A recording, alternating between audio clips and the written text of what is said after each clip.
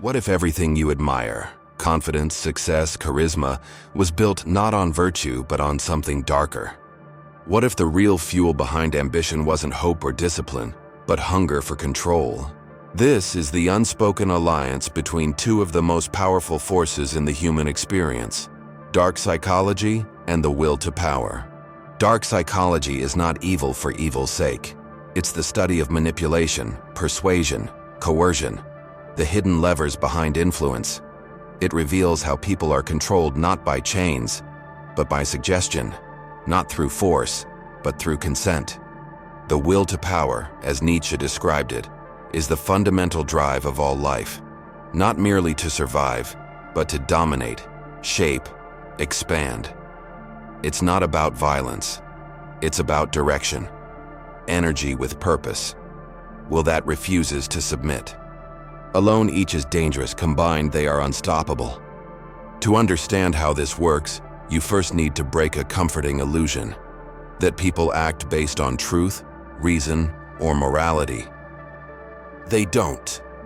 They act based on perception, fear, reward, and belonging. And the person who understands this, who stops trying to appeal to reason and instead learns to shape perception, becomes more than persuasive. They become powerful. Dark psychology begins with awareness. Awareness that people want to be led, even if they say they don't. That most people crave structure, validation, and emotional consistency. That fear, not logic, is the primary motivator. It continues with control of narrative.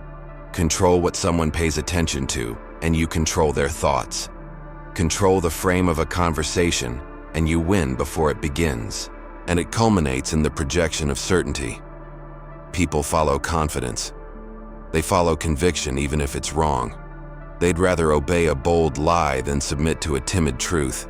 Now add Nietzsche's will to power to this mix. No longer are you just manipulating others. You are reshaping the world in your image. Because true power doesn't imitate, it imposes. Dark psychology shows you the map. The will to power gives you the engine. You begin to see beyond morality, beyond social conditioning. You start asking deeper questions. Not, is this right? But does this work? Not, will they approve? But will this bring results? The average person lives in the shadows of these questions. They conform. They outsource their ethics. They wait for permission to act, for someone to bless their decisions. And because of that, they remain powerless. But those who integrate dark psychology with the will to power stop waiting. They begin crafting outcomes instead of reacting to them. They speak less to be liked and more to shape belief. They stop advertising their virtues and start enforcing their vision. This is not about cruelty, it's about clarity. Clarity about what people respond to. Clarity about human weakness. Clarity about what moves crowds, what silences dissent, and what earns unshakable respect. And it starts with you. You must first learn to manipulate yourself, to speak to your own subconscious the way a master persuader speaks to a crowd. You must learn your triggers, your blind spots, your comforts, and then dismantle them. Because comfort is the enemy of power. Comfort keeps you predictable. Predictability keeps you controllable. The will to power demands that you take responsibility for shaping your own mind first, that you become your own experiment, that you strip away every belief that doesn't serve you and replace it with ones that do. Ask yourself, what do I believe about influence, about strength, about rejection? Who gave me those beliefs, and do they benefit me or control me? This is not philosophy for the faint-hearted. It is brutal, confrontational, and dangerous. Because if you follow this path, you cannot return to innocence. But innocence never built empires. This fusion of dark psychology and the will to power is not about manipulation for petty gain. It is about becoming a sovereign force, one that is neither swayed by opinion nor tamed by guilt. Look at the world around you. Who rises? Who dominates? Who commands attention? It is not always the kind, not always the wise, but almost always the bold, the relentless, the ones who understand that persuasion is not about truth, it's about leverage. That leadership is not about consensus, it's about direction. You don't get to influence people by asking for permission. You influence them by showing them who they are, what they fear, what they want, and how you alone can resolve that tension. This is why propaganda works. This is why cult leaders gain followers. This is why tyrants don't just survive, they are often worshipped. Because they wield dark psychology with surgical precision, and beneath it, the will to power burns as their core motivation. But here's the secret. You don't need to become a tyrant to understand their methods. You can adopt their tools without becoming their shadow. In fact, it's your responsibility to do so. Because if only the ruthless learn the rules of influence, then only the ruthless will rule. The antidote is not ignorance, it's conscious power. So learn the triggers, study the biases, watch how language shapes thought.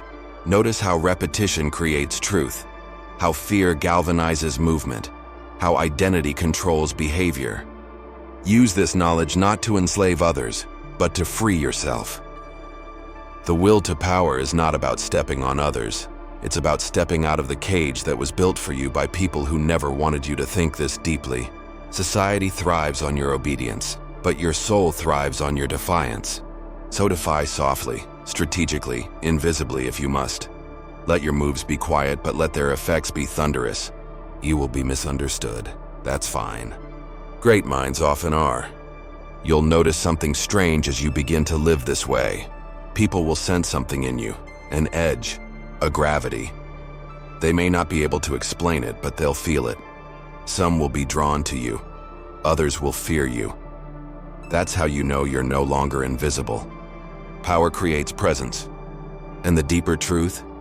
You don't have to scream to dominate a room. You just need to stop needing approval. That alone rewires the entire social dynamic. Indifference to praise is the first sign of true strength. Indifference to rejection is the second. Indifference to control, that's when you become untouchable. Because when you no longer need to be liked and no longer fear being hated, people stop knowing how to manipulate you. You become the variable they can't calculate, the storm they can't predict. And in a world addicted to control, the unpredictable are worshipped or destroyed. So choose your path carefully. Build your mind like a fortress, not a mirror. Practice persuasion, but start with yourself. Master language, but never let it replace silence. Be aware of every game being played, but never forget that you don't owe anyone a performance. The fusion of dark psychology and the will to power is not a call to evil, it's a call to self-authorship. It is the art of living with intention, precision, and sovereignty. And if that makes the world uncomfortable, good. Growth always does. If this resonated with you, share it. Someone else may be lost in moral illusions that no longer serve them. If you're ready to go deeper, subscribe. This isn't surface-level philosophy. It's weaponized thought. Turn on notifications. The next step is coming. And remember, you were not born to obey. You were born to command yourself. That's where it all begins.